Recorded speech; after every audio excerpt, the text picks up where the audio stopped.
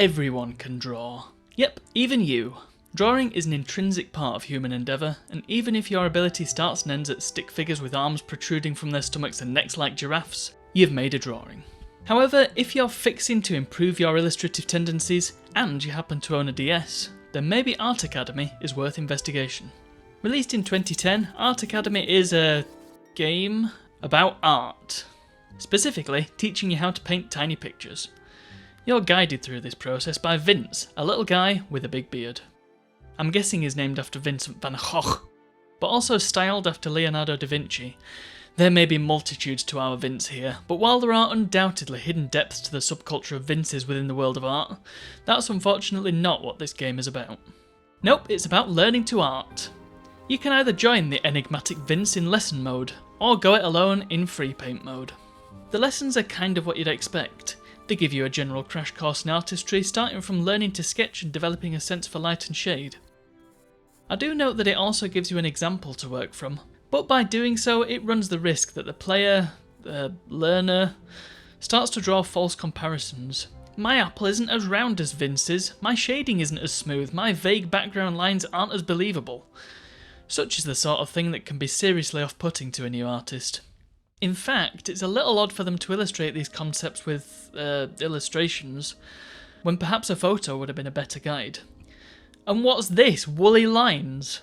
Back in my college days, my art tutor Warren frowned upon such practices. Positive lines he wanted, none of this woolly stuff. Of course, Warren is not Vince, and everyone has their own techniques. It's a bit of a pain if you already kind of know the basics, because you can't just jump in anywhere you like. No, you have to unlock each lesson by completing the previous lesson. From the perspective of the game's designer, it kind of makes sense to do it this way, but it'd be nice to at least have the option. Part of the lesson's value is also to teach you how the software itself works, because what you have here is a fairly complete art program.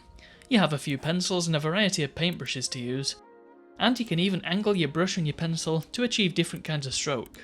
I'm particularly fond of the colour picker as well, which lets you mix paints in a palette, giving you an idea of how you do it in real life with real paints. Beyond that, it's just fun to use. Speaking of things feeling realistic, they've done a good job at making the paints and pencils look and feel as close as possible to their real life equivalents. Even down to the fact that the brush can run out of paint if your stroke is too long. It's a nice touch. The DS touchscreen is a bit fiddly, and you can't really get in there with fine detailing. You're also limited to one kind of paint. You won't find oils or gouaches here. You can't fling the paint at the canvas like Pollock, and there's no straight line tool for you to try your hand at a Mondrian. But that's not the point, is it? The whole purpose of this program is to get started. People think they can't draw, often because they're trying to run before they can walk. An Art Academy teaches you how to walk first. I will say that it bothers me a little bit that the game conflates art with painting. Might seem a minor bugbear, but if we're going to teach art to the unwashed masses, it's important to realise that art isn't just painting. It can be a doodle with a biro and a post-it note. It can be the contents of a spray can lashed up on a brick wall. It can be a bed covered in junk. Moving swiftly on. One more thing you can do in free paint mode, you can take pictures, assuming you have a DSi, which I do.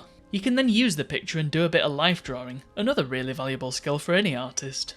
The DSi camera isn't very good, but it's certainly serviceable enough for this task. Prior to this cartridge release you see here, there were two DSiWare Art Academy games, first semester and second semester. The cartridge version is basically those two games stitched together into one cohesive package. There were also a couple of games on the Wii U, namely Home Studio and Sketchpad, and further games for the 3DS, many of which were based on licensed properties. Art Academy strikes me as a really good way to have a go at being creative. It doesn't demand perfection, and it doesn't ask anything of you other than your time and your willingness to learn. Art is a beautiful thing, and we all deserve to be able to do it.